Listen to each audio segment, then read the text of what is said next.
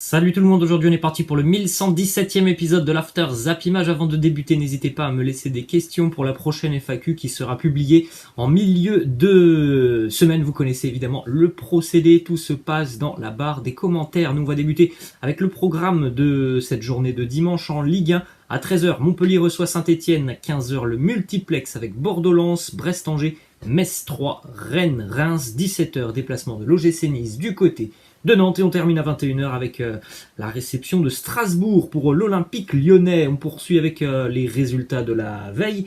Déplacement de l'Olympique de Marseille du côté de Louis II pour affronter Monaco. C'était hier soir à 21h. Très grosse prestation des joueurs de Jorge Sampaoli. L'OM s'impose 2-0 du côté de Monaco grâce à un doublé du jeune sénégalais Bamba Dieng. C'était d'ailleurs ses deux premiers buts inscrits donc en Ligue 1. Bamba Dieng qui a eu l'opportunité hier de débuter cette rencontre, notamment aussi parce que il y avait un petit peu d'absents du côté de l'OM dans le secteur offensif. Il en a profité, le jeune Bamba Dieng, qui a apporté toute sa fraîcheur et sa vivacité sur le terrain. Quelqu'un de très mobile. J'ai vraiment aimé ses choix sur le terrain hier. Au-delà des deux buts, il a frappé aussi deux fois les montants d'Alexander Nubel.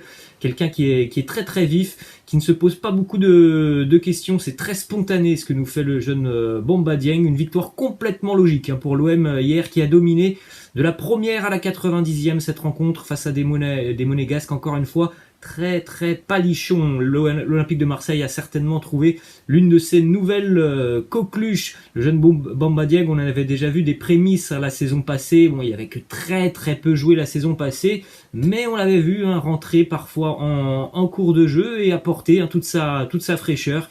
Hier, il a eu l'opportunité de démarrer et je pense que les débuts ont été magnifiques pour le jeune Sénégalais de 21 ans. Une déclaration d'ailleurs de l'entraîneur Jorge Sampaoli sur Bamba Dieng. Il nous dit « Je n'ai pas été surpris, sinon je ne l'aurais pas mis. Je savais qu'il pourrait faire mal et faire beaucoup de dégâts à l'adversaire. Il a beaucoup d'explosivité et une belle qualité de tir. C'est un joueur avec un potentiel très grand.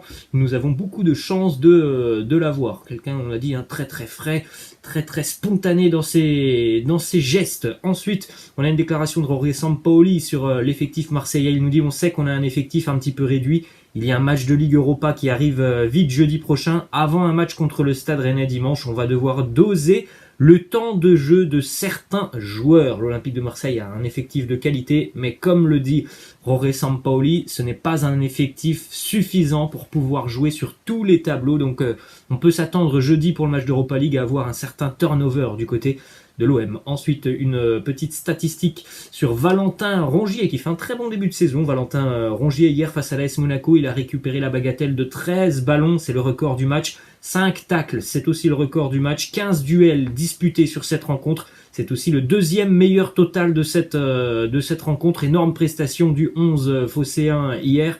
Et on peut le dire aussi, plus particulièrement des milieux de terrain marseillais qui ont complètement cadenassé les relayeurs monégasques. Car on n'a pas beaucoup vu hier, par exemple, Sofiane Diop ou Aurélien Tchouaméni. Ça a vraiment été une sale soirée pour l'AS Monaco.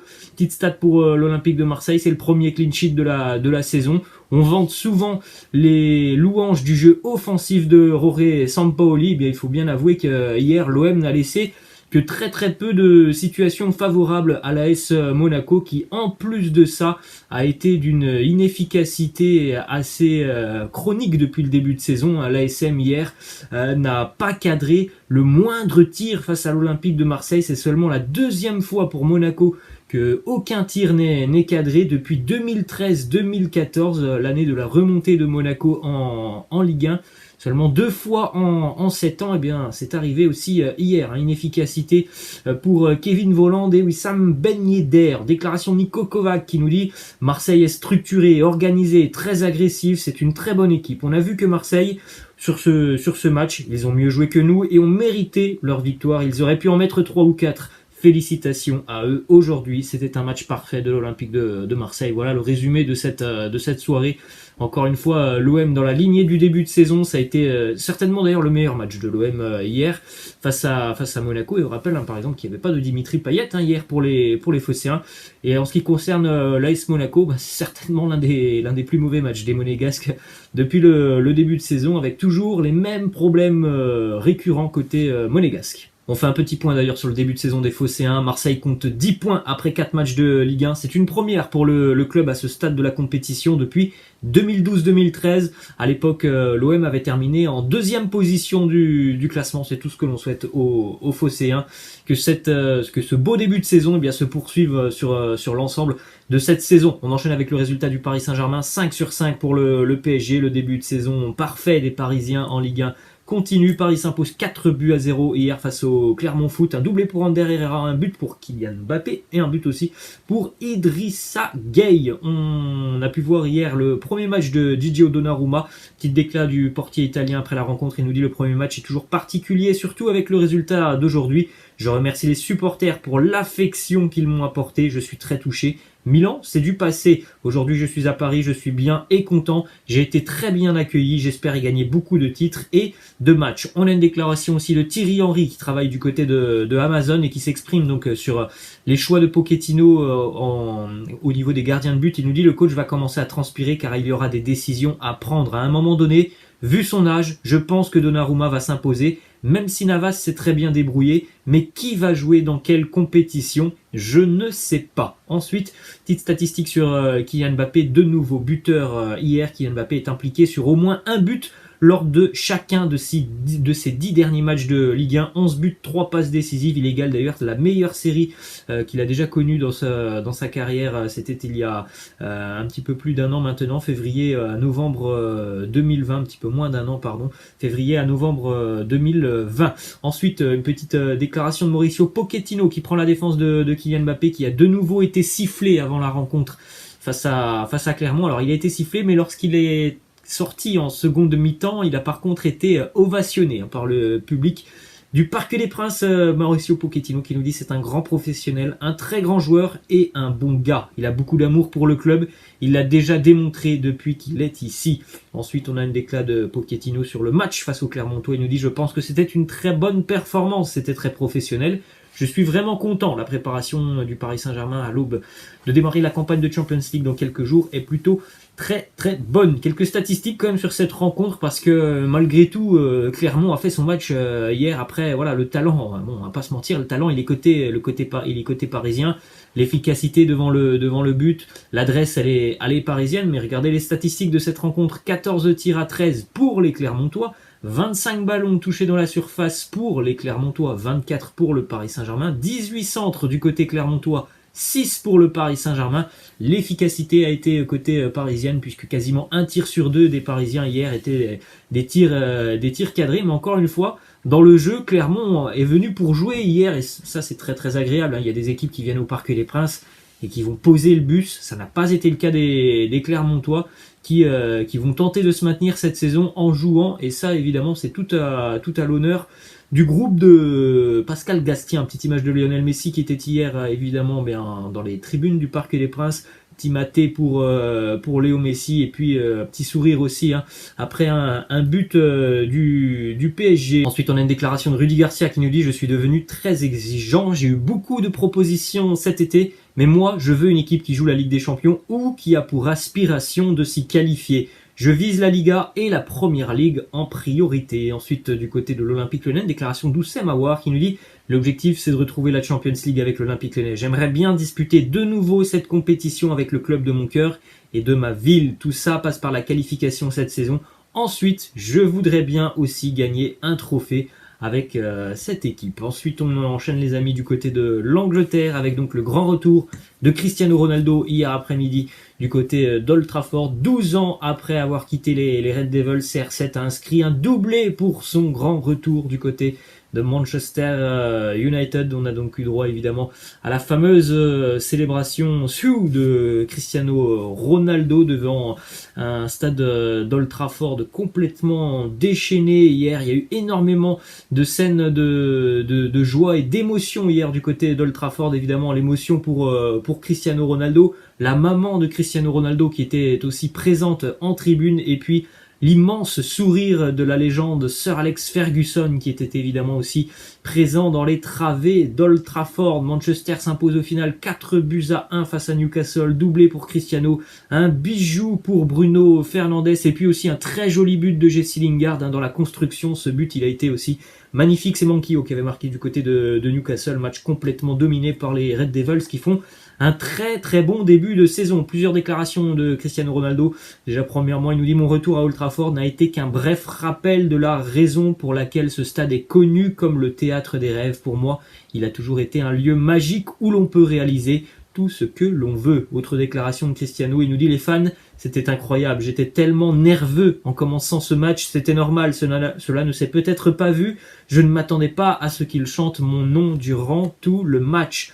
Autre déclaration de Cristiano sur ses objectifs cette saison, il nous dit: comme je l'ai déjà dit auparavant, nous avons un potentiel énorme, nous avons des joueurs fantastiques, un très bon entraîneur, nous avons une très bonne équipe, nous devons nous construire et nous bâtir une mentalité de gagnant. Nous devons gagner la Première Ligue et peut-être même la Ligue des Champions. Je suis ici pour aider cette équipe. On enchaîne avec la victoire des Gunners d'Arsenal, la première de la saison. Arsenal s'impose face à un promu Norwich 1-0 signé Pierre-Emerick Aubameyang. Ça va faire du bien évidemment aux têtes des Gunners qui étaient en pleine galère depuis le début de saison. Victoire aussi pour Manchester City qui s'est imposé 1-0 du côté du King Power Stadium face à Leicester. Un but signé Bernardo Silva dans un match complètement dominé par les Sky Blues de Pep Guardiola. Ensuite, la correction pour les Spurs de Nuno Espirito Santo dans un derby londonien. Tottenham a été sèchement battu hier du côté de Selhurst Park par Crystal Palace. Victoire 3-0 pour les Eagles de Patrick Vieira.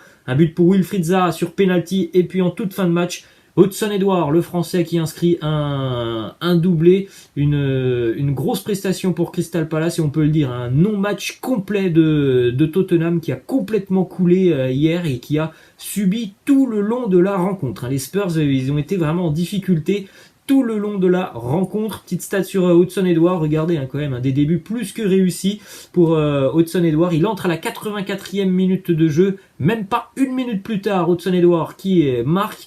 Et puis 5 minutes plus tard, 90e, le doublé pour l'ancien attaquant du Celtic Glasgow. On poursuit avec le résultat des Blues de Chelsea. Les hommes de Thomas Tuchel s'imposent 3-0 face à Aston Villa dans une rencontre très agréable puisque les Villains aussi ont eu beaucoup de bonnes situations. Après voilà, c'est un petit peu comme le match entre le Paris Saint-Germain et Clermont. L'efficacité, le talent, il est du côté des Blues. Doublé pour Lukaku, un but pour Matteo Kovacic. On jette un coup d'œil les amis au classement de la Première Ligue.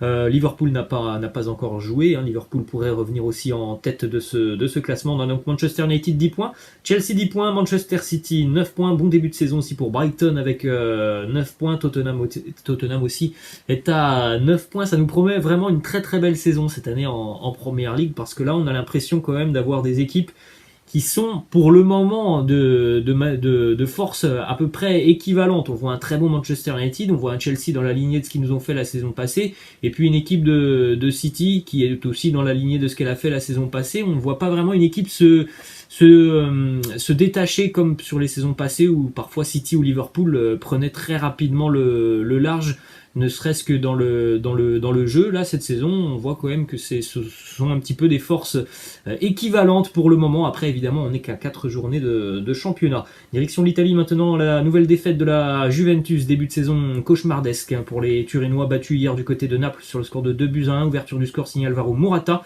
Politano et Koulibaly ont marqué du côté napolitain. Encore une fois, c'est une prestation très décevante pour la Juventus qui a été largement dominée durant cette rencontre du côté du Stadio San Paolo. C'est seulement la deuxième fois lors des 52 dernières saisons en Serie A que la Juve ne remporte aucun de ses 3 premiers matchs sur une même saison. C'est très inquiétant côté turinois. Petite déclaration de Zlatan Ibrahimovic sur l'un de ses objectifs en fin de carrière. Il nous dit: la Ligue des Champions, je ne l'ai jamais remportée, mais ça ne fait pas de moi un moins bon joueur. En club, j'ai déjà tout gagné à part la Ligue des Champions, mais je ne me plains pas car j'ai déjà fait certainement beaucoup plus que d'autres joueurs. Je suis très heureux.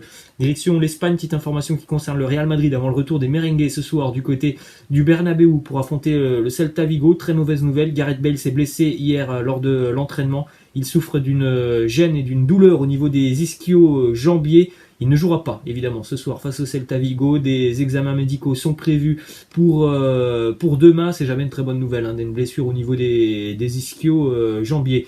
Direction l'Allemagne maintenant avec les résultats de la veille, la victoire de Dortmund, le match nul de l'Union Berlin face à Augsbourg, match nul pour Fribourg face à Cologne, la victoire de Mayence qui fait un bon début de saison. Mayence s'impose 2-0 à Offenheim, sans faute pour le VfL Wolfsburg, il s'impose 2-0 du côté de Fürth, et puis la victoire du Bayern Munich 4-1 du côté de Leipzig avec un but pour Lewandowski, un but pour Jamal Musiala, un but pour Leroy Sané, et puis en toute fin de match, Eric Maxime Choupo-Moting a marqué alors qu'il avait remplacé quelques minutes plus tôt Robert Lewandowski. C'est Konrad Laimer qui a marqué pour le RB Leipzig. Encore une fois, une grosse prestation des Bavarois hier. Dès que le Bayern accélère, ça fait tout de suite très très mal. Et pourtant, Leipzig aussi, notamment sur la seconde période, a beaucoup poussé. Petite statistique sur Jamal Musiala. Hier, il est entré à la mi-temps, 45e, 47e. Il était buteur, 54e. Il était passeur décisif. Encore une fois, une prestation étincelante de la jeune pépite allemande. Autre résultat hier, la victoire du Borussia Dortmund, 4-3 du côté de Leverkusen, dans un match où le Borussia a très longtemps couru après le score, puisque le Borussia a été mené 1-0, 2-1 et puis 3-2. Du côté de Dortmund, un doublé pour Erling Haaland, un but pour Julian Brandt, un but aussi pour Rafael Guerreiro. Côté Leverkusen, Florian Wirtz, Patrick Schick et Moussa Diaby ont marqué. En ce qui concerne Haaland, il a été buteur à la 37e, passeur décisif pour Julian Brandt, 49e, et le doublé, 77e minute. Encore une fois, Erling Haaland a de nouveau fait beaucoup de mal aux défenseurs hier dans un match comme d'habitude en Allemagne. Très spectaculaire. Et on termine, les amis, cet épisode avec une petite information qui concerne David Luiz, dont on avait parlé hier. C'est officiel, David Luiz est de retour au pays, au Brésil. Il s'est engagé avec Flamengo. Voilà, les amis, la fin de cet After Zappima. J'espère que ça vous a plu. N'hésitez pas, comme d'habitude, à lâcher un petit pouce bleu. N'hésitez pas non plus à me laisser des questions dans la barre de commentaires. Je vous laisse et je vous dis à la prochaine. Ciao.